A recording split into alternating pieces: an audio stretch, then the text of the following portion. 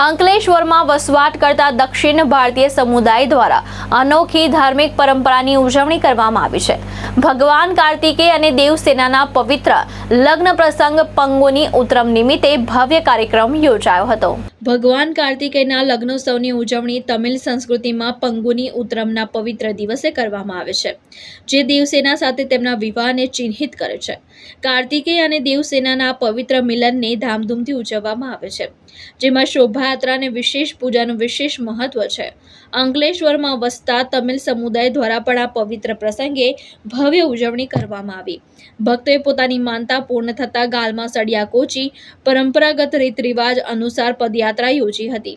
પરંપરાગત વેશભૂષામાં સજ્જ ભક્તોએ ભગવાન કાર્તિકેયની આરાધના કરી અને ભક્તિભાવથી કાર્યક્રમમાં ભાગ લીધો। આ સમગ્ર ઉજવણી દરમિયાન ધાર્મિક શ્રદ્ધા, પરંપરા અને સંસ્કૃતિનું અનોખું દર્શન જોવા મળ્યું। બધા નમસ્કાર છે।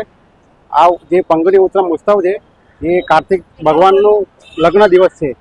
એ અમે દર વર્ષે માર્ચમાં કોઈ બી તારીખે એમ છેલ્લી તારીખે આવે। વર્ષે આમાં 48 વર્ષનું આયુ ચાલે છે। આ જે મંદિરનો ઉત્સવ છે એ રેલવે ગોદી અને રેલવે ગોદીની બાજુમાં જે આરપીએફનું ઓફિસની પછાડી આ કાર્તિક ભગવાનનું મંદિર છે। હરેક વર્ષે અમે ઉજવીએ છીએ આનું।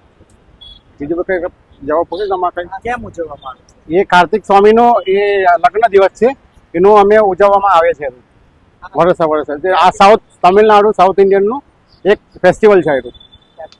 ક્યાંથી ક્યાં લઈ જવાય છે? આયરું આપણે જે ગોલ્ડન બ્રિજ આંબેબારથી આપણે રેલવે ગોદી મંદિર આપણે દુર્ગા મંદિર છે ત્યાં સુધી અમે લઈ જઈએ છીએ।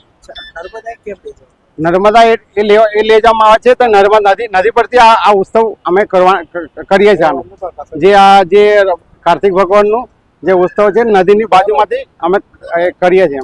આ ઉત્સવ કરવાથી શું લાભ થાય છે? લાભ છે એટલે કેવું છે, બધાનું મન્નત છે આવું। આ જે આમના મન્નત હોય, આમના જે કઈ મન્નત હોય, આમનું કઈ એમ એ લોકોનું કુટુંબનું મન્નત હોય, એમનું મન્નત પૂરી થઈ જાય એટલે આવું બધું ઉત્સવ કરવામાં આવે છે। એમ સળિયા એવું નાખે છે? હા, એ જ મન્નત કહેવાય ને।